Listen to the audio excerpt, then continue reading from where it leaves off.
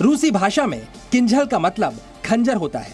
किंझल hypersonic missile आवाज से 10 गुना ज्यादा रफ्तार से चलती है। इसकी तेज रफ्तार दुश्मन को प्रतिक्रिया का मौका ही नहीं देती।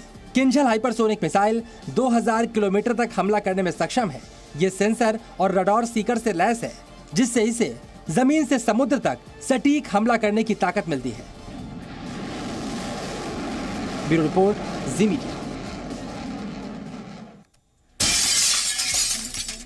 इस वक्त की बड़ी खबर आपको बता दें, यूक्रेन पर रूसी रक्षा मंत्रालय का बड़ा दावा। किंझल हाइपरसोनिक मिसाइल ने नष्ट किए भूमिगत गोदाम। बड़ी मात्रा में यूक्रेन की मिसाइलें और गोला बारूद नष्ट हुए हैं। इस हमले में 201 यूएवी नष्ट किए गए हैं। 1443 टैंक अब तक ऑपरेशन में समाप्त किए गए हैं। साथ ही साथ 147 मल्टीपल लॉन्च रॉकेट सिस्टम भी नष्ट किए गए हैं। कई सैन्य वाहन भी रूसी हमले में नष्ट किए गए हैं। रूस की ओर से बताया गया है कि जो किंझल मिसाइल का इस्तेमाल किया गया है उसमें बड़े पैमाने पर भूमिगत गोदाम में जो हथियार रखे गए थे उन्हें बर्बाद करने में रूस को कामयाबी मिली है।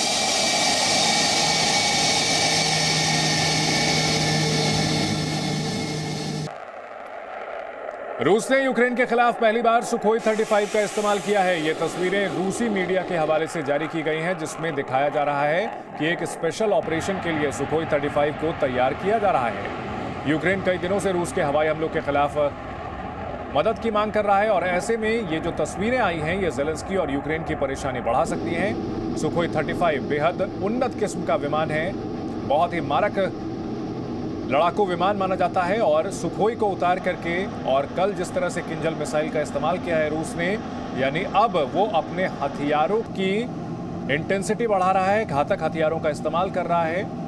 एक और हाइपरसोनिक मिसाइल का इस्तेमाल, दूसरी ओर सुखोई 35 का इस्तेमाल। अब आने वाले दिनों में यूक्रेन पर हमला और भी तीखा हो सकता है।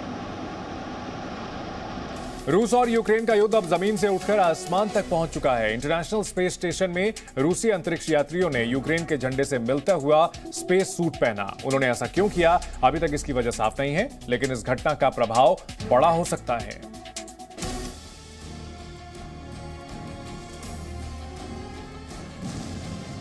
जमीन से आसमान तक रूस का विरोध।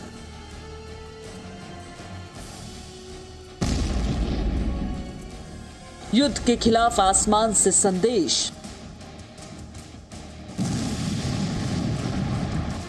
ये तस्वीर इंटरनेशनल स्पेस स्टेशन की है, जहां युद्ध शुरू होने के बाद रूसी अंतरिक्ष यात्रियों का पहला बैच पहुंचा है। लेकिन इनका ये स्पेस सूट देखिए, इस सूट के रंगों पर जरा ध्यान दीजिए। क्या आपको भी ये रंग यूक्रेन के झंडे से मिलते हुए दिख रहे हैं?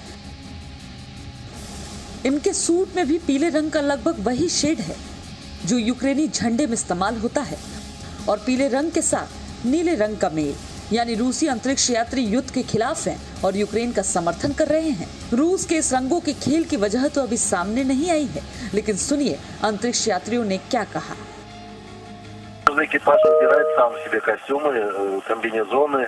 Ну и чтобы не были все одинаковые, каждый экипаж выбирает такой, чтобы не одинаковые были. У нас дошла очередь до нашего цвета.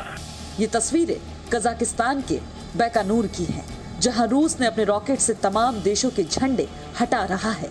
देखिए रूस ने कैसे बारी बारी से अमेरिका, जापान और ब्रिटेन के झंडे हटा दिए।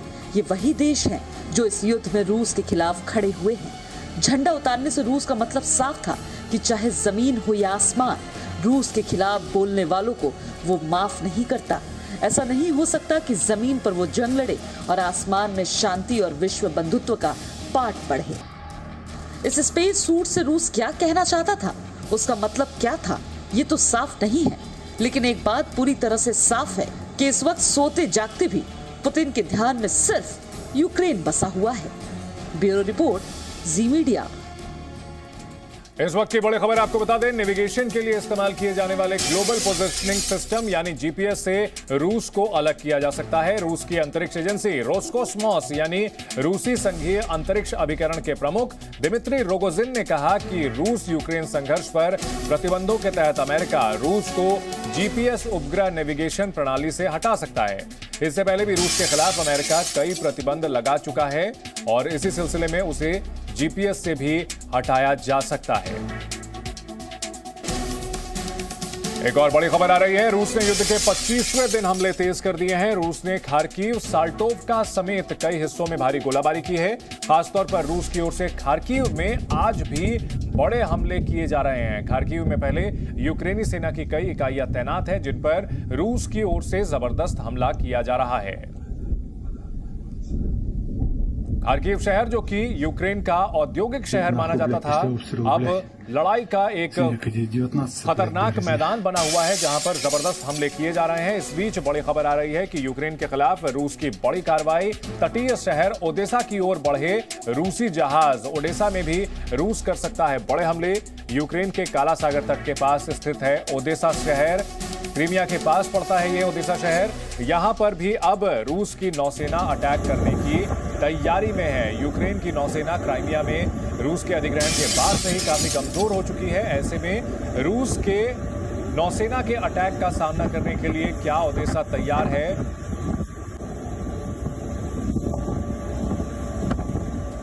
Presenting B News app, available on Google Play and App Store. Download it now.